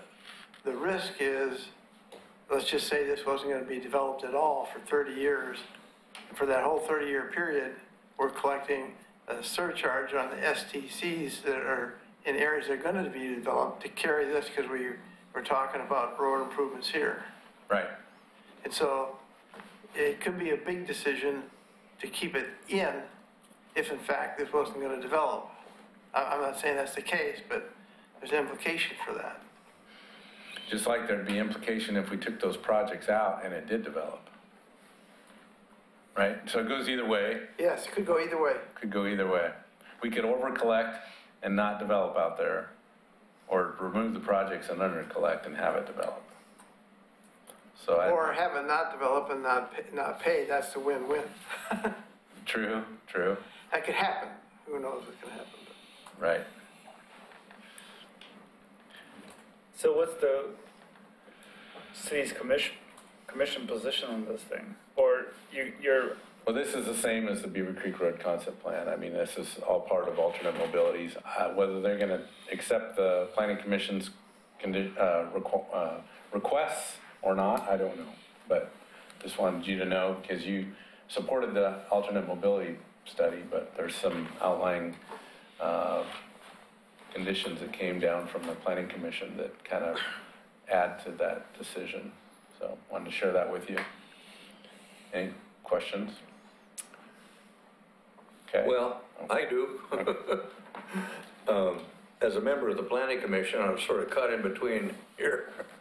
I forgot about that, Bob. I kind of understand where they're coming from. I don't quite fully support it 100% because I think it's a little, and forgive me if for using this word, naive, to think that we've got all the answers to all the questions when it comes to traffic, because it changes. The rules change so much. And all we hear at these planning commission zone change hearings, instead of land use, which is implied, it's traffic, traffic safety, traffic volume, traffic this, traffic that. And the implication is that the planning commission can make some immediate changes to limit the impact of development as it occurs. And we keep forgetting that we're implementing an approved comprehensive general plan that's been approved by the community by ordinance, which the planning commission is required by law to implement in a long-range basis. And we keep talking about the now, and the planning commission's by law is supposed to be implementing the plan for 25 years down the road. And there's where it really gets confusing, because you got all these different factors coming at you. And you got to make that decision with a time frame of maybe an hour. So I think that the traffic, who knew that the legislature was going to pass a $1.5 billion transportation plan, which we're going to get some of the benefits from? Who knew that? We didn't plan for that. That didn't initiate here at the local level. So we've got to be flexible enough to approach these things in a reasonable manner. And that's all you can expect from these bodies. It's just, here are the facts and here's the situation, but we can't continue looking at it just for the now. We're responsible for 25 years down the road. If we do nothing, it's going to cost us dearly. It really will. If we just say no to everything, that's it. Too much traffic, too much congestion, too much this, too much that. When 5 minutes from now, there's going to be a solution to that, but we've already said no. So I'm sorry to have to be on my high horse about it, but it concerns me that we don't have the fortitude to stand up to some of these intimidating issues, and traffic can be intimidating, to say, hold the phone. We've made our plans. We know what the issues are. We've identified them. That's called planning. Now, if we're willing to step up and pay for that, okay, that's responsible. It doesn't come without any cost. We've got to pay for it. We know what the solutions are. So, anyway, I understand what the planning commission is attempting to do. It's a question of whether or not it's reasonable that the commission would find it reasonable. So that's my story, and I'm sticking with it.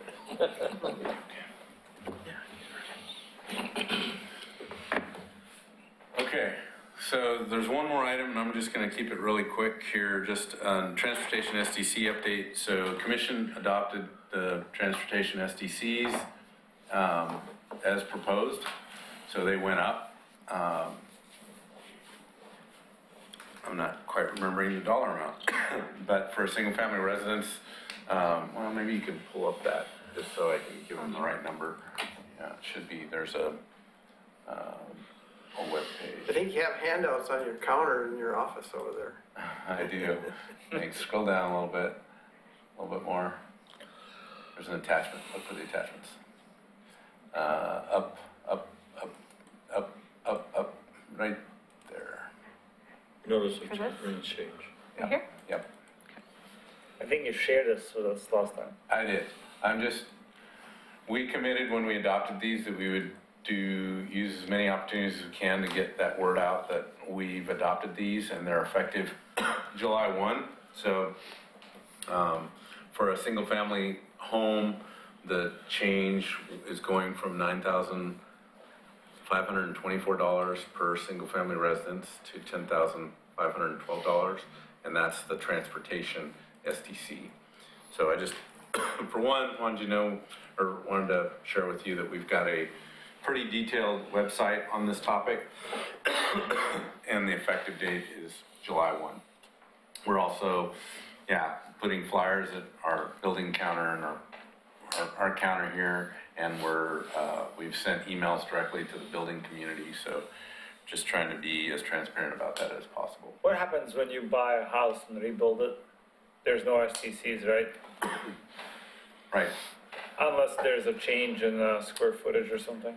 No, SDCs are the same for a 1,200 square foot house versus a 3,000 square foot house. But it could change if you say, your transportation SDCs don't change, but if you added a water meter, larger water meter, you'd have to pay the difference for that. Okay. And that completes the, was there anything did you have anything else to add? So, yeah. On the townhome condo prices, is that per unit or for the whole? Yeah, that's per unit.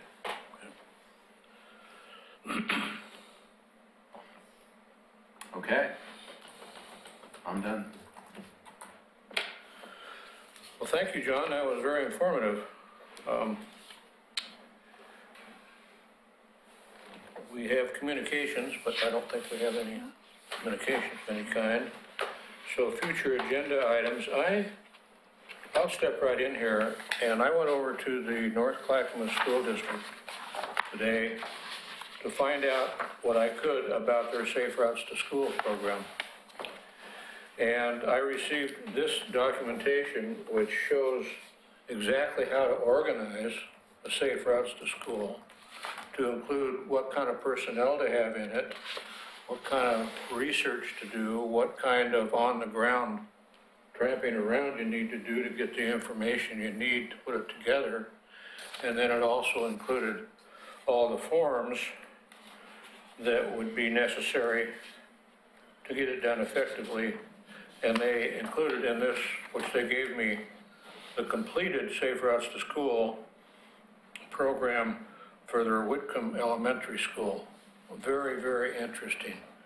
Now, we've got our 20-mile-an-hour speed thing going, which immediately reminded me of this because it's some of the same kind of questions that are answered. Do we want to pursue the Safe Routes to Schools within the TAC that we talked about before? Or do we want to just let it go. From my viewpoint, it sounds like to me that there's not a lot of difference between family-friendly routes and safe routes to school. It's simply where I'm going. Well, remember, for the most part, safe routes to school, there's a component of capital projects, right, where you're slowing traffic down, you're building Always. sidewalks. It's mostly, though, about educational programs to get families to walk their kids to school and do the kind of things that, you know, people used to do. But there is an element of safety, right? It's a big element. So you can have the safest sidewalk and street system out there, but there's the other part of safety, which is are folks feeling good about sending their kids out their front door to interface with, you know, who knows what out in the community in terms of danger, beyond driver danger. And so that's been the bigger hurdle to overcome, I think. But so it's, a lot of it's about education and trying to get volunteers to, you know, create these human bus kind of things, or stations where kids walk by and they've got an adult there that can kind of oversee them from block to block. But we have to do a Safe Routes to School program because that's where most of this funding is that's going to be available for grants. If we don't have a Safe Routes to School program that we're coordinating with the school district, we're not going to be competitive on grants for those funds anyway. So I think we have to do one. I have heard that Oregon City School District is making some commitments to a Safe Routes to School program. I forget which school they were going to pursue, but I do think that the TAC should be available and willing, and I've always felt like you are, so I don't necessarily know that there's an action item for you right now. I think, Jennifer, you were going to talk to Holcomb I School. went and talked to the principal at Holcomb and presented the case and talked about the grant money and all the stuff that's available, that, you know, and our willingness to help out. And she was going to talk, and I left my card, and she was going to talk to the district and get back to me, and she hasn't done that yet. And I will follow up with her because I do take the kids to school 3 days out of the week, and so I'll swing by and see if she's in office. I see her in the mornings, so I'll ask her, see where she is. Well, this is called Safe Routes to School, Clackamas County, but what it emphasizes really is it's up to each individual school to put that's what together John said, their and that's own what I can program. explain. It's not a city-wide or a North Clackamas County-wide program. They've provided the information for each of the individual schools to implement. Yeah, and so I think the school district recognizes that it's a heavy lift because the principals sometimes, their hands are so full, kind of hard. But if the school district would pick a school, and I think what they've been talking about is Gardner Middle School, because there's some easy capital kind of projects there. They're middle school students versus grade school students, so more likely to be able to walk or bike to school. So I think that's a good approach. They haven't made too much progress on that yet, but I think as meetings kind of come to fruition, we'll want to see if the TAC will, you know, somebody that can attend meetings during the day probably will need to attend. Well, see, to give you an example, it says forming the school team, and so the team is made up of a minimum of 3 key partners. So they start out real slow. The school principal, a parent who represents or has the endorsement of the school parent organization, and a city, county, or state staff representing the local road authority.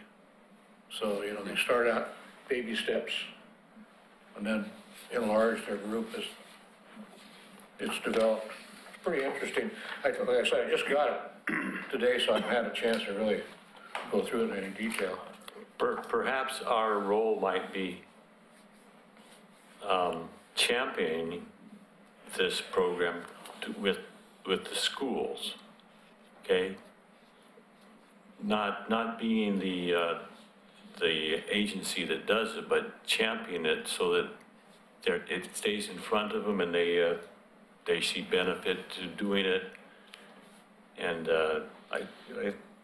I think that's probably be one of our roles that we could play. Yeah. Perhaps we need to strategize as to how we can best do that. Yeah.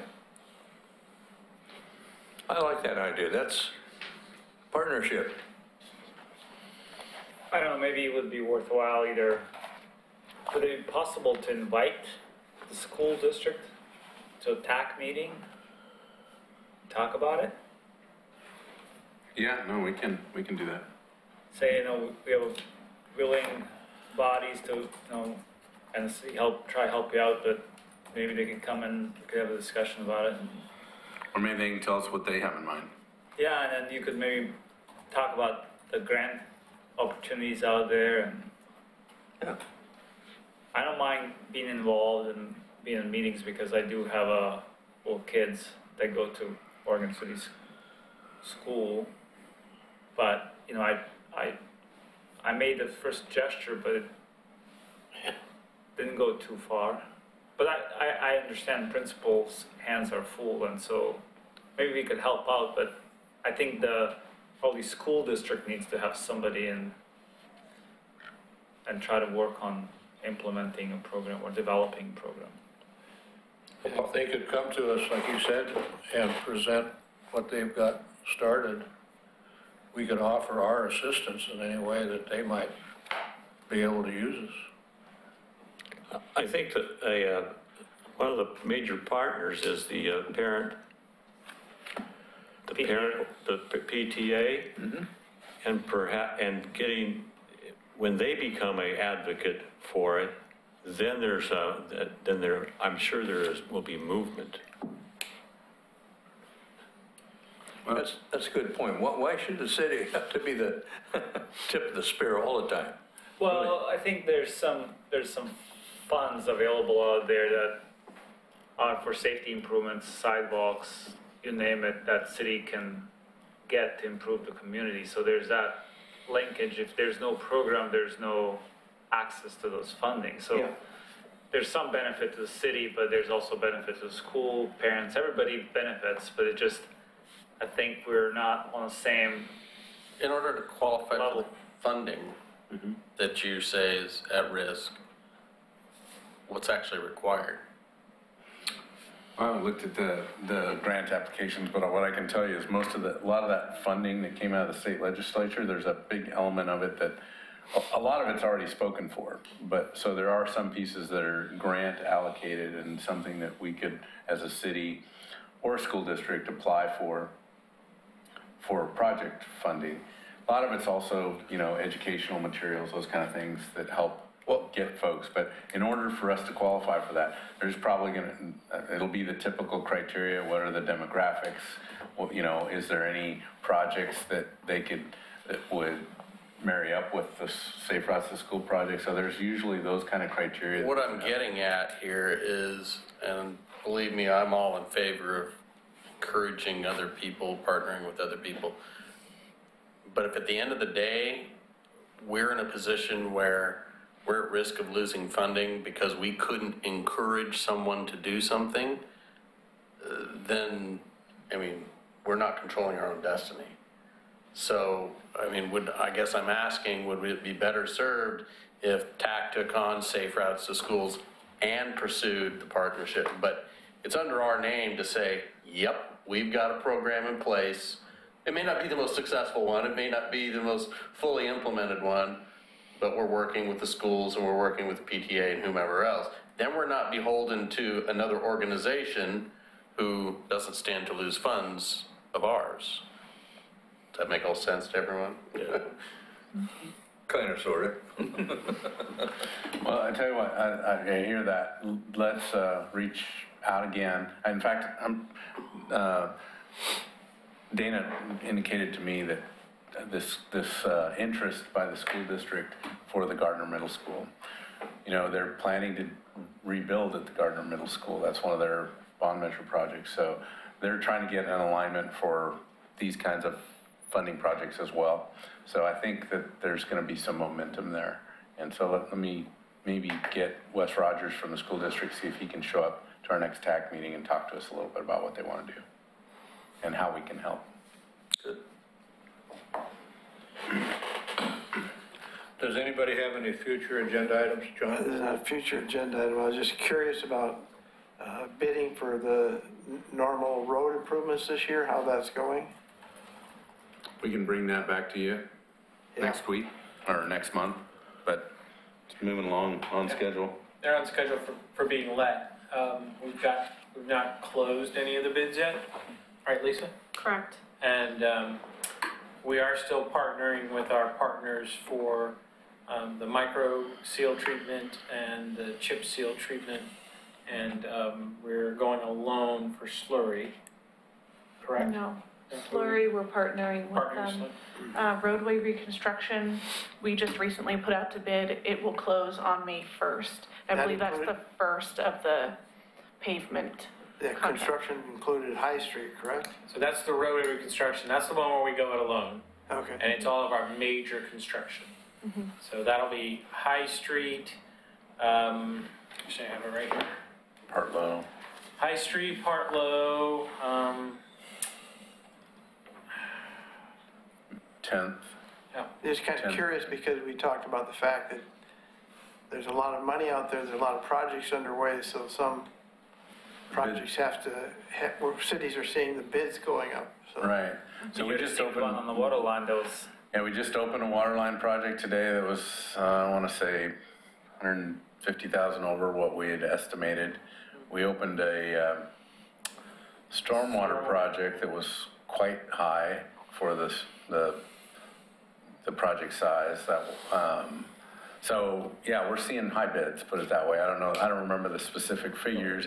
We may see that with our pavement projects as well. But we're right on track with our usual timing for bidding those. But we're just hearing that contractors are so busy that, you know, they're really picking and choosing. And if, you know, the good news is we have a pretty robust pavement projects, right? So it tends to bring in bidders for that. It's these smaller utility projects that maybe aren't miles of pipeline, you know, that tend to be more likely to find. We had 2 bidders this go around on our water line project. So that tells you something. Usually we have 7 or 8. John, are there ever people that submit bids that you really, by reputation, don't want to do business with? Well, we've had a few of those. I don't know if you want to answer that on the record. Normally not, though. Normally not. And if it's a really complicated project, we usually ask for bidder pre-qualifications. But I don't think we've had, you know, there's a lot of good contractors out there. Okay. You know, that's true. You know, with this market, will there be, you know, more startups? Probably.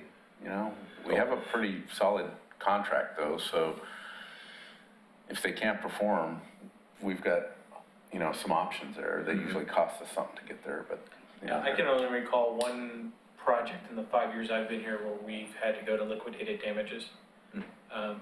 But most of all, and especially even with the bids we've gotten this season, we get the same recurring contractors, and typically we like the work that they do. They like working for us. And we build that good relationship with them. Yeah. So for our major roads project, the same contractor's done the last 2 years, and we've already been told they plan on submitting a bid for this year. We've got a great relationship with them.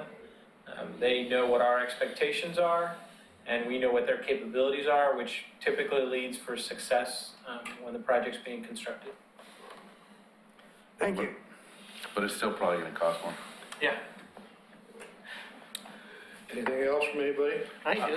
One other thing I'll add to that. So in the newsletter, the city's printed trail news. So this year we paid again to have a color insert that shows all the city's projects with a kind of a description of what those are. So that's out there. I've been going to neighborhood meetings sharing that as well. So I'm going to Neiman neighborhood on Thursday. I'm hoping to have time to share that kind of information with them. So trying to get the word out that way. Henry? Thank you. A couple of years ago, when the library was being built, I was inquiring about the possibility of having Jefferson Street made one way from 7th to 6th, and I would like, after having had a year or two of having it after the construction and seeing how it's being used, I think that that should come back and have a discussion. I'm seeing things like people making three-point U-turns out of parking places along the curb to get out onto 7th Street. People using the center of the road to get onto 7th Street while people are trying to get in, make a turn into Jefferson off of 7th. And there's just not enough coordination and room for all those events to occur at the same time.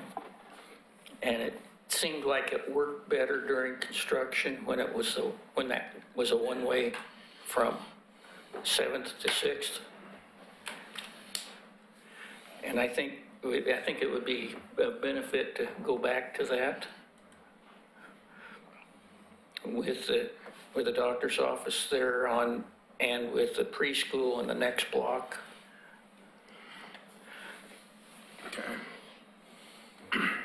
Anybody else? This meeting is adjourned. And we've got 3 minutes to spare. Cool. You did it.